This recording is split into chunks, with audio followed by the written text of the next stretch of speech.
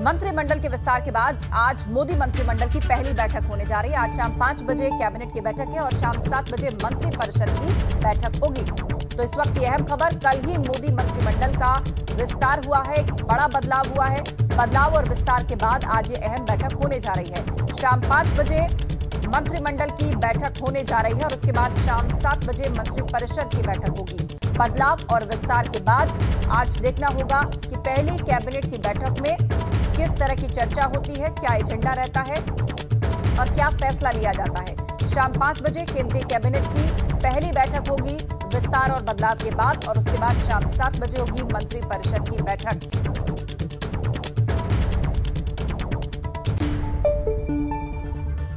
हम आगे बढ़ेंगे, कैबिनेट विस्तार पर बात करेंगे, लेकिन उससे पहले एक बड़ी खबर हिमाचल प्रदेश से मिल रही है। हिमाचल प्रदेश के पूर्व मुख्यमंत्री वीरभद्र सिंह का निधन हो गया है।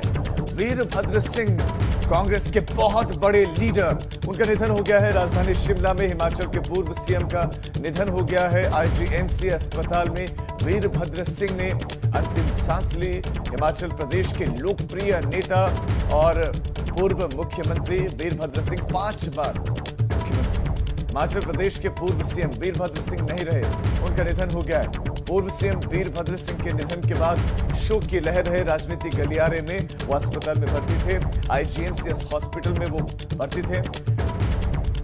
सीएम 5 बार रह चुके हैं वो हिमाचल प्रदेश के। बहुत बड़े नेता, कद्दावर नेता, जन नेता, लोकप्रिय नेता वीरभद्र सिंह नहीं रहे, उनका निधन हो गया है। दुखद खबर मिल रही है, वीरभद्र सिंह का निधन हो गया है। हिमाचल प्रदेश के बड़े लीडर वीरभद्र सिंह नहीं रहे, उनका निधन हो गया।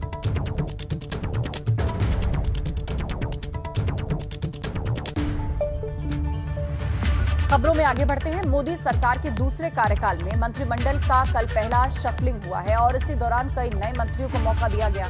इसमें महिलाएं, युवा और SC/ST समेत कई और कुनबे के सांसदों को मंत्रिमंडल में शामिल किया गया। साथ ही आने वाले दिनों में होने वाले विधानसभा चुनाव के मद्देनजर भी राज्यों की हिस्सेदारी पर भी ध्यान रखा गया है। कई बड़े चेहरों की छुट्टी हुई तो प्रधानमंत्री मोदी ने सबको चौंकाते हुए कई नए लोगों पर भरोसा दिखाया। भारत के इतिहास में पहली बार सबसे बड़ा कैबिनेट विस्तार किया गया। 1.5 घंटे चले शपथ ग्रहण में 36 नए मंत्रियों ने शपथ ली। नए मंत्रियों में सबसे ज्यादा 7 उत्तर प्रदेश और फिर 3 गुजरात से आते हैं। दोनों ही राज्यों में अगले साल विधानसभा चुनाव होने हैं। मौजूदा मंत्रियों में से 7 को प्रमोट किया गया। कल शाम ही 15 कैबिनेट और 28 राज्य मंत्रियों ने शपथ ली है, जिसके बाद रात में ही, या ये कह ले कि 2 घंटे के भीतर ही मंत्रियों के बीच विभागों का बंटवारा भी कर दिया गया। साथ ही पीएम मोदी ने केंद्र में कामकाज में और तेजी लाने का साफ साफ संदेश दे दिया। और जैसा कि हमने आपको बताया कि कैबिनेट एक्सटेंशन से अगले ही दिन पीएम मोदी ने मंत्रिमंडल की बैठक भी बुला ली। आइए अब आपको ग्राफिक्स के जरिए मंत्रिमंडल में शामिल नए चेहरे, उनकी जिम्मेदारी और कैसा होगा अब नया मंत्रिमंडल, ये विस्तार से बताते हैं। 15 कैबिनेट और 28 राज्य मंत्रियों ने शपथ ली है। 7 मंत्रियों को प्रमोट भी किया गया है। और अब बात मोदी मंत्रिमंडल में प्रमोशन स्टेट वाइज नए मंत्रियों की संख्या की कर लेते हैं। अनुराग ठाकुर, GK रेड्डी, मनसुख मांडविया, इनको बड़ी जिम्मेदारी दी गई है। मनसुख मंडाविया को, किरण रिजिजू को भी प्रमोट किया गया है, उनको भी बहुत महत्वपूर्ण जिम्मेदारी दी गई है कानून मंत्री की।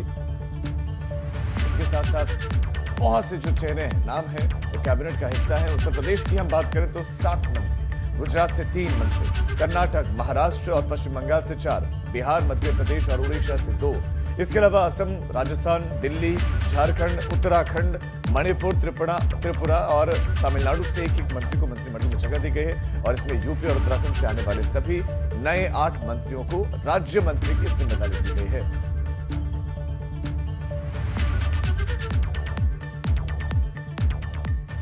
तो मोदी मंत्रिमंडल की नई कैबिनेट कैसे होगी, अब कुछ महत्वपूर्ण विभागों की जिम्मेदारी किसके पास होगी, ये भी जान लीजिए। सबसे पहले बात करते हैं राजनाथ सिंह की, जो कि रक्षा मंत्री हैं।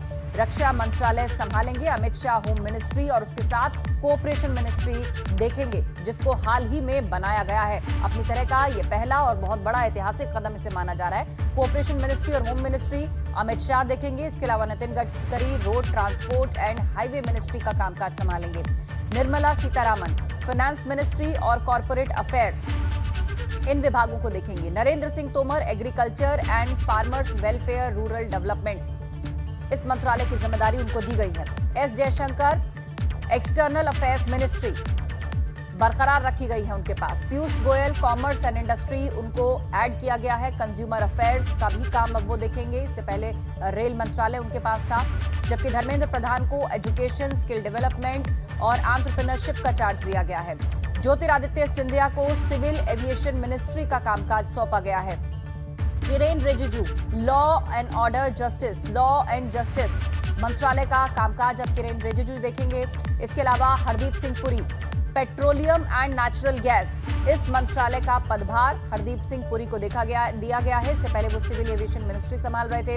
अनुराग Thakur information and broadcasting, youth and sports की जिम्मेदारी उनको दी गई है। अनुराग ठाकुर को प्रमोट किया गया है और कैबिनेट मंत्री का रैंक अब उनके पास है। खेल मंत्री और इंफॉर्मेशन एंड ब्रॉडकास्टिंग दोनों मंत्रालयों का कामकाज देखेंगे। और अब बात राज्यों की हिस्सेदारी की कर लेते हैं। मोदी मंत्रिमंडल में 24 राज्यों के नेताओं को मंत्री बनाया गया है और जानकारों की माने तो राज्यों के प्रतिनिधित्व और आगामी विधानसभा चुनावों को ध्यान में रखकर यह फैसला लिया गया है। राज्यों को इससे ज्यादा प्रतिनिधित्व सिर्फ 1991 की नरसिम्हा राव सरकार में मिला था, जब 26 राज्यों के नेताओं को मंत्री पद दिया गया था। साल 2019 में जब मोदी सरकार ने दूसरी बार शपथ ली थी तो 21 राज्यों को प्रतिनिधित्व मिला था। वहीं साल 2014 में 20 राज्यों के नेताओं को मंत्री बनाया गया था। तो किस राज्य से कितने? सबसे ज्यादा यूपी में 20.5%, महाराष्ट्र से 11.5%, गुजरात, बिहार, मध्य प्रदेश से 7.6% हिस्सेदारी। और अब बात करते हैं कि यूपी और उत्तराखंड से आने वाले सभी 8 राज्य मंत्रियों को क्या क्या जिम्मेदारी मिली है। सबसे पहले बात करते हैं अनुप्रिया पटेल की, कॉमर्स एंड इंडस्ट्री। इसके अलावा पंकज चौधरी वित्त राज्य मंत्री बनाए गए हैं। Bhanu Pratap Singh Verma micro, small and medium enterprises MSME की जिम्मेदारी उनको दी गई है। उत्तर प्रदेश से आने वाले अब ये मंत्री हैं, किसके पास कौन सा चार्ज है? Satyapal Singh Baghel law and justice. इसके अलावा Kaushal Kishore housing and urban affairs. BL Verma north east development cooperation ministry, इसका चार्ज उनको दिया गया है। लिस्ट अभी खत्म नहीं हुई है, आगे बढ़ते हैं। Ajay Kumar home affairs, Ajay Bhatt defence tourism, इसका चार्ज उनको दिया गया है। तो यूपी और उत्तराखंड से आने वाले ये वो चेहरे हैं जिनको न सिर्फ मंत्रिमंडल में शामिल किया गया बल्कि कई अहम मंत्रालयों की जिम्मेदारी भी इनको दी गई है। दोनों ही राज्यों में अगले साल विधानसभा चुनाव है।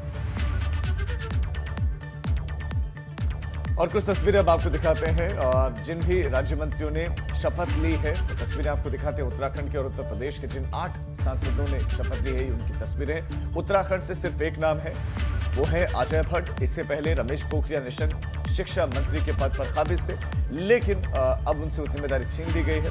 अब अजय भट्ट को उत्तराखंड से सिर्फ एकमात्र सांसद जो प्रतिनिधित्व करेंगे संसद में, उनको राज्य मंत्री बनाया गया है। इसके साथ SP सिंह बघेल लंबा अनुभव, आगरा से सांसद है, मोहनलालगंज से सांसद कौशल किशोर को भी जिम्मेदारी दी गई है, उनको राज्य मंत्री बनाया गया है।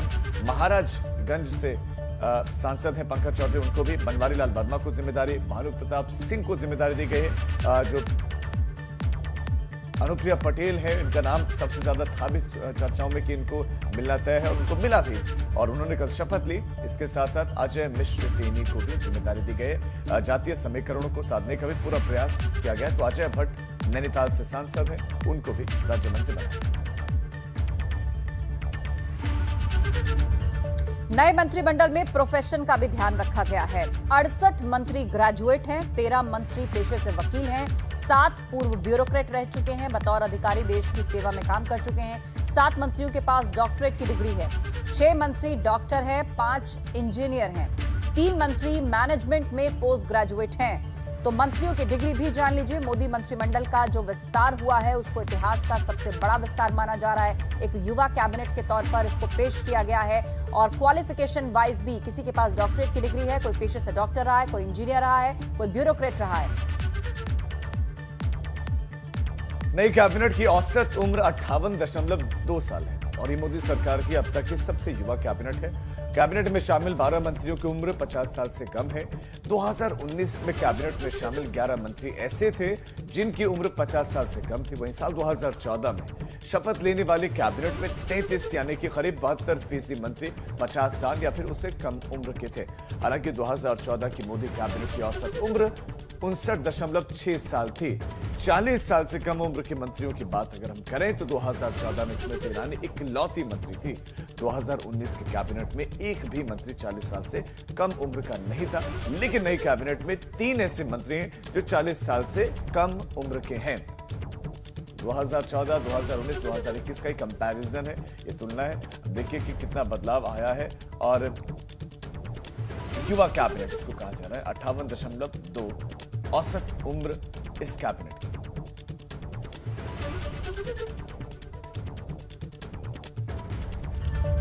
और अब 3 अलग अलग जगहों की तस्वीरें आपको दिखाते हैं। पहली तस्वीर मिर्जापुर से है, जहां अपना दल के कोटे से अनुप्रिया पटेल को राज्य मंत्री बनाए जाने के बाद कार्यकर्ताओं ने किस तरह से जश्न मनाया। उनके समर्थकों ने मिठाइयां बांटी हैं। यहां पर होली का त्योहार जैसा माहौल बन गया। समर्थकों ने अबीर गुलाल उड़ाए, पटाखे फोड़े, लड्डू बांटे। दूसरी तस्वीर बदायूं की, यहां बीएल वर्मा को केंद्रीय मंत्री बनाए जाने पर भाजपा कार्यकर्ताओं में खुशियां मनाई गई, मिठाइयां बांटी गई, ढोल बजाकर खुशी जाहिर की गई। बीएल वर्मा बदायूं के रहने वाले हैं। और तीसरी तस्वीर आप महाराजगंज की देख रहे हैं। यहां पर सांसद पंकज चौधरी के मंत्री बनाए जाने पर यहां भी भाजपा कार्यकर्ताओं ने किस तरह दिवाली की तरह जश्न मनाया, वो आप देखिए।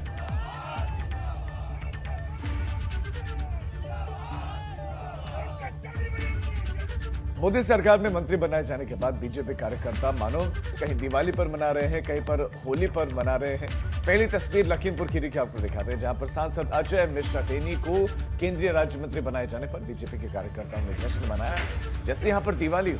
वहीं दूसरी तस्वीर लखनऊ की है, यहाँ पर मोहनलालगंज के सांसद कौशल किशोर को केंद्रीय राज्य मंत्री बनाए जाने पर बीजेपी कार्यकर्ताओं और उनके समर्थकों ने ढोल नगाड़े बजाकर जश्न मनाया। मानो ऐसा लगा होली का त्योहार। तो एक तरफ दीपावली सा माहौल, दूसरी तरफ होली सा माहौल। ये सब कार्यकर्ता हैं भारतीय जनता पार्टी के और ये जश्न का माहौल।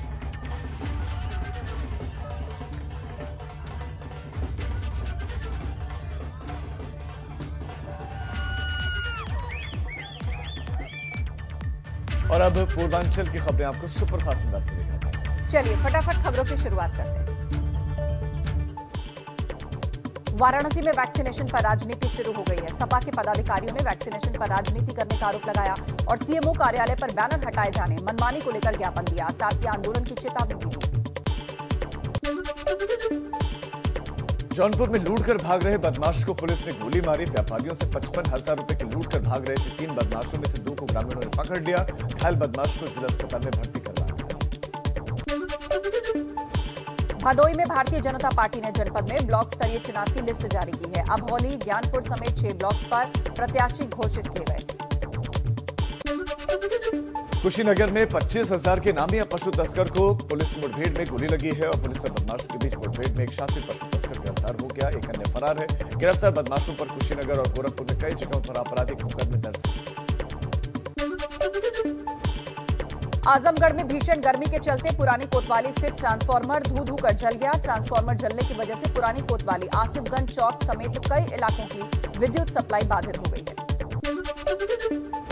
बलिया में दिन दहाड़े 2 बाइक सवार युवकों ने कार में बैठे पूर्व जिला पंचायत सदस्य और उसके साथी पर ताबड़तोड़ 8 राउंड फायरिंग की। गोली लगने से कार में बैठे पूर्व जिला पंचायत सदस्य की मौत हो गई, वहीं उनके साथी को गोली छूकर निकल गई। सोनभद्र के बभनी से ब्लॉक प्रमुख पद के नामांकन पत्र खरीदने को लेकर हल्की झड़प हो गई। ब्लॉक प्रमुख पद के लिए 3 बजे के बाद उम्मीदवार नामांकन पत्र खरीदने आई थी। बलरामपुर में पुलिस और बदमाशों के बीच में मुठभेड़ हो गई। मुठभेड़ के बाद पुलिस ने बदमाशों को गिरफ्तार कर लिया, जबकि उसका एक साथी हालांकि भागने में कामयाब रहा। इस मुठभेड़ में जहां बदमाश के पैर में गोली लगी, वहीं एक सिपाही भी जख्मी। और इस वक्त एक बड़ी खबर आपको बता दें, सूबे में अब ब्लॉक प्रमुख के लिए चुनाव होने जा रहे हैं और उसके लिए आज नामांकन होगा। सभी जिलों में ब्लॉक प्रमुख के पदों पर 10 जुलाई को चुनाव होना है और आज सुबह 11 बजे से दोपहर 3 बजे तक नॉमिनेशन होगा। दोपहर 3 बजे के बाद नामांकन पत्र की जांच की जाएगी। 825 ब्लॉक प्रमुख पद के लिए चुनाव होना है उत्तर प्रदेश के अंदर और आज से नॉमिनेशन की प्रक्रिया शुरू हो रही है। सुबह 11 बजे से लेकर दोपहर 3 बजे तक नॉमिनेशन हो सकेगा और उसके बाद नॉमिनेशन फॉर्म की जांच की जाएगी। 826 में से 825 ब्लॉक प्रमुख के पद पर चुनाव होना है यूपी के अंदर। तमाम सियासी पार्टियां इसके लिए जोर आजमाइश में जुट गई हैं। एक एक करके कैंडिडेट्स की लिस्ट भी अनाउंस करने की शुरुआत हो चुकी है। 10 जुलाई को वोटिंग होनी है। सभी जिलों में ब्लॉक प्रमुख पदों के लिए चुनाव है। और इसी खबर पर हमारे दो संवाददाता इस वक्त हमारे साथ जुड़ गए। रायबरेली से पंकज सिंह हमारे साथ जुड़ गए हैं, तो मेरठ से सुधीर चौहान हमारे साथ हैं। सबसे पहले पंकज, आपके पास आना चाहते हैं। रायबरेली की आप तस्वीर बताइए कि वहां पर कितने ब्लॉक्स हैं, क्या तैयारियां हैं नॉमिनेशन की, वहां पर सुरक्षा व्यवस्था कैसी है?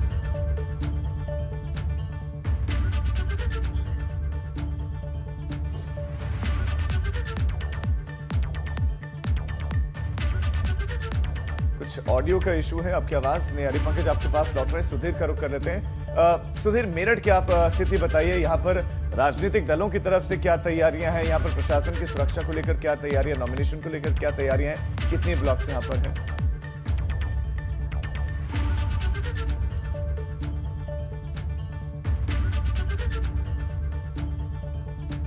सुधीर, क्या मेरी आवाज मिल रही है आपको? जी,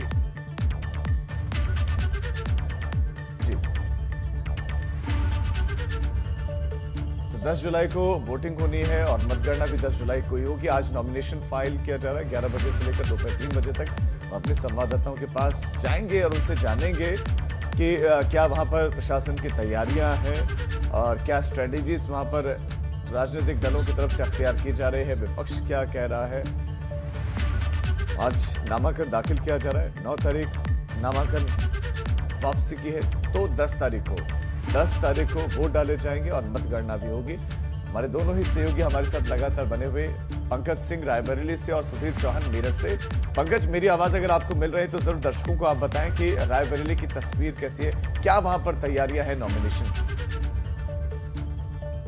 मैं बता दूं पहले कि विकास खंड कुल 18 है यहाँ पर और 18 विकास खंडों में जो तैयारियां हैं, पुलिस ने चाक चौबंद व्यवस्था कर रखी है। प्रशासनिक स्तर पर भी पूरी व्यवस्था यहाँ पर हो चुकी है।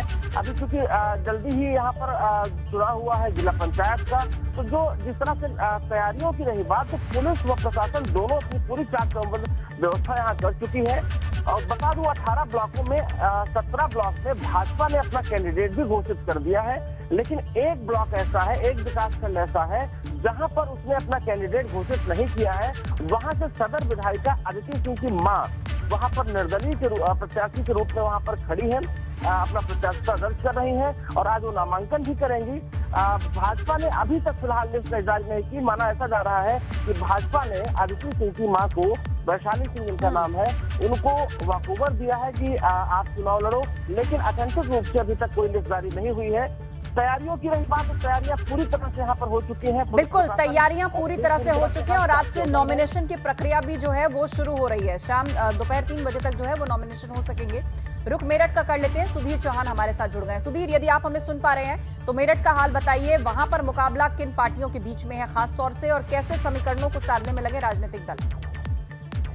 देखिए, आज तक 12 विकास खंड यहाँ पे मेरठ के अंदर है। 12 में से कल भाजपा ने 10 विकास खंडों पे अपने प्रत्याशी घोषित कर देते हैं, लेकिन सबसे ज्यादा अहम जो है इसमें सरधरा विकास खंड है, जहाँ से जो फायर ब्रांड नेता यहाँ के संगीत सोम है, उनकी पत्नी प्रीति सोम को यहाँ से उम्मीदवार भाजपा ने बनाया है। और कल नामांकन पत्र भी वहाँ से एक ही खरीदा गया, जो माना जा रहा है कि निर्विरोध शायद उनका जीत उनकी हो सकती है, क्योंकि जो जीडीसी के जो चुनाव हुए थे उसमें भी उनको निर्विरोध ही चुना गया था, उनको निर्विरोध जीत हुई थी। और 10 विकास खंडों में भाजपा ने अपने प्रत्याशी घोषित किए हैं और माना यह जा रहा है कि अधिकतर में निर्विरोध प्रत्याशी जीतेंगे भाजपा के। बाकी जो कुछ सीटों पे उसमें सपा के साथ और सपा रालोद के साथ गठबंधन के साथ उसमें जो टक्कर मानी जा रही है।